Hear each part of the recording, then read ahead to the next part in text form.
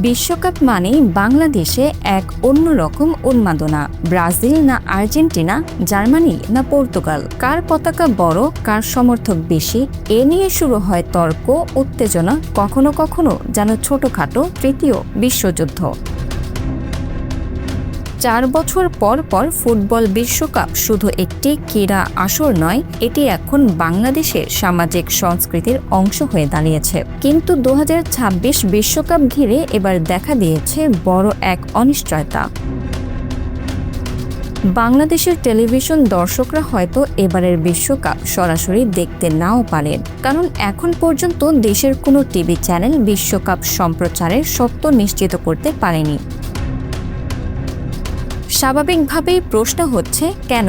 এর পেছনে মূল কারণ সম্প্রচার সত্ত্বের অস্বাভাবিক মূল্যবৃদ্ধি।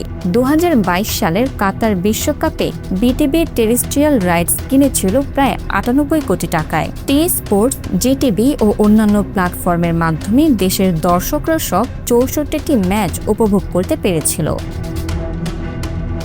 আর 2018 সালে বিটিভি এই রাইটস পেয়েছিল কার্যত বিনামূল্যে। কিন্তু এবার পরিস্থিতি পুরোপুরি বদলে গেছে। ফিফার কাছ থেকে দক্ষিণ এশিয়ার কিছু দেশের সম্প্রচার অধিকার কিনে নিয়েছে সিঙ্গাপুর ভিত্তিক প্রতিষ্ঠান স্প্রিংবক প্রাইভেট লিমিটেড। এখন বাংলাদেশের সম্প্রচার মাধ্যমগুলোকে তাদের কাছ থেকেই সাব লাইসেন্স কিনতে হবে। দাম, মূল প্রস্তাব প্রায় 151 কোটি টাকা। ভ্যাট ট্যাক্স সহ মোট ব্যয় দাঁড়াচ্ছে প্রায় 200 কোটি টাকায়, যা বাংলাদেশের রাষ্ট্রায়ত্ত টেলিভিশন বিটিভির জন্য কার্যত অসম্ভব। কারণ বিটিভির নিজস্ব আর্থিক সক্ষমতা এত বড় বিনিয়োগের সঙ্গে সামঞ্জস্যপূর্ণ নয়। অর্থাৎ শুধু সত্য কিনতে বিপুল ব্যয়, যা বিজ্ঞাপন আয় দিয়ে পুনরুদ্ধার করা কঠিন।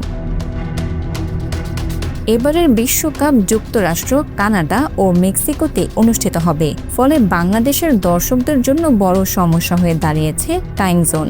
অনেক ম্যাচই অনুষ্ঠিত হবে গভীর রাতে বা ভোরে। বাংলাদেশ সময় অনুযায়ী বহু ম্যাচ শুরু হবে রাত 1টা থেকে ভোর 5টার মধ্যে। এতে দর্শক সংখ্যা ও বিজ্ঞাপন বাজার উভয়ই কমে যাওয়ার আশঙ্কা রয়েছে। ফলে টিভি চ্যানেলগুলোর জন্য ব্যবসায়িকভাবে এটি ঝুঁকিপূর্ণ সিদ্ধান্ত। এই সংকট শুধু বাংলাদেশের নয়, ভারত, পাকিস্তান, মিয়ানমার, এমনকি চীনের মতো বিশাল বাজারেও একই ধরনের জটিলতা দেখা যাচ্ছে। ভারতের সম্প্রচার মূল্য নিয়ে এখনও চূড়ান্ত সমঝোতা হয়নি। চীনেও ফিফার চাওয়া মূল্য নিয়ে আপত্তি রয়েছে। অর্থাৎ বিশ্বের বিশাল জনগোষ্ঠীর কাছে 2026 বিশ্বকাপ সম্প্রচার এখনও অনিশ্চয়তার মুখে।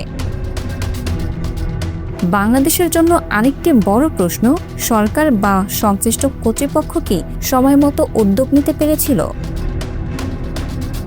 বিশ্লেষকদের মতে 2025 সালের টেন্ডার পর্যায়ে সরাসরি অংশগ্রহণ করলে বাংলাদেশ তুলনামূলক কম মূল্যে সম্প্রচার অধিকার পাওয়ার সম্ভাবনা ছিল, কিন্তু সেই সুযোগ কাজে লাগানো হয়নি। ফলে এখন মধ্যস্বত্বভোগী প্রতিষ্ঠানের উচ্চ মূল্যের ওপর নির্ভর করতে হচ্ছে। শেষ পর্যন্ত কি হতে পারে? সম্ভাবনা রয়েছে কোনো বেসরকারি চ্যানেল সীমিত চুক্তির মাধ্যমে কিছু ম্যাচ সম্প্রচার করতে পারে, অথবা ফিফা প্লাস ডিজিটাল প্ল্যাটফর্মে অনলাইন স্ট্রিমিংয়ের ব্যবস্থা করতে পারে। তবে সেটি দেশের সব শ্রেণীর মানুষের জন্য সমানভাবে সহজলভ্য হবে না। বিশেষ করে গ্রামীণ দর্শক, সাধারণ পরিবার এবং ঐতিহ্যগত টিভি দর্শকরা বড়ভাবে ক্ষতিগ্রস্ত হতে পারেন। Bangla affairs news desk.